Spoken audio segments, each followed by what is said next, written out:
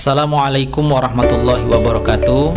Saya Solehudin, calon guru penggerak angkatan ke-9 unit kerja SMP Negeri 3 Kalijati dari Kabupaten Subang, Provinsi Jawa Barat, akan memaparkan kesimpulan dan refleksi pemikiran Ki Hajar Dewantara pada modul 1.1 koneksi antar materi. Kesimpulan dan refleksi yang pertama tentang murid. Sebelum belajar modul 1.1, saya beranggapan bahwa murid adalah anak yang dititipkan orang tua atau wali murid kepada sekolah atau guru untuk dididik baik sikap, pengetahuan, dan keterampilan sesuai dengan tingkat atau jenjang pendidikan.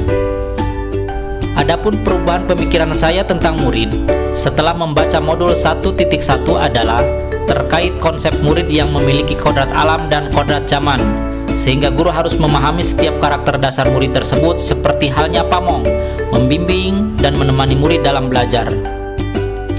Sedangkan kodrat zaman adalah murid harus dibekali dengan pengetahuan dan keterampilan yang sesuai dengan zamannya. Seperti saat ini zaman abad 21 dengan revolusi industri 4.0. Pembelajaran yang kita berikan harus sesuai dengan kebutuhan zaman untuk 5-10 tahun mendatang, sehingga para murid tidak tertinggal, karena pada dasarnya murid bekerja untuk masa yang akan datang, bukan untuk masa sekarang. Tentang pembelajaran di kelas, sebelum saya belajar modul 1.1, saya beranggapan bahwa mengajar itu hanya mentransfer materi pelajaran saja. Kemudian ketuntasan dalam menyampaikan materi lebih penting daripada memahami karakteristik murid.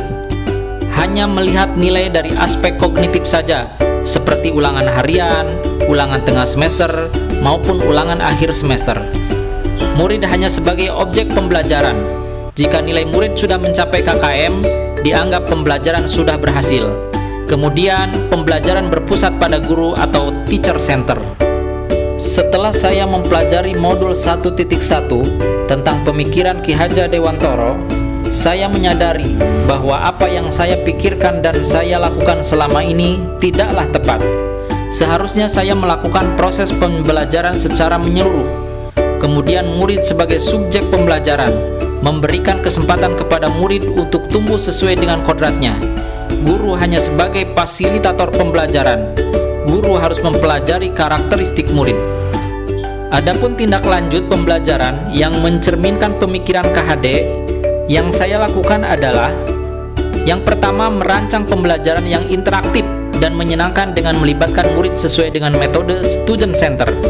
Yang kedua, menerapkan pembelajaran abad 21, berpikir kritis, kreatif, komunikasi, dan kolaborasi.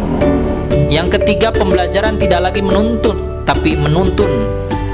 Dan yang keempat, mengenali karakter dan latar belakang murid dengan menjalin komunikasi yang baik. Demikian, semoga bermanfaat. Salam dan bahagia. Wassalamualaikum warahmatullahi wabarakatuh.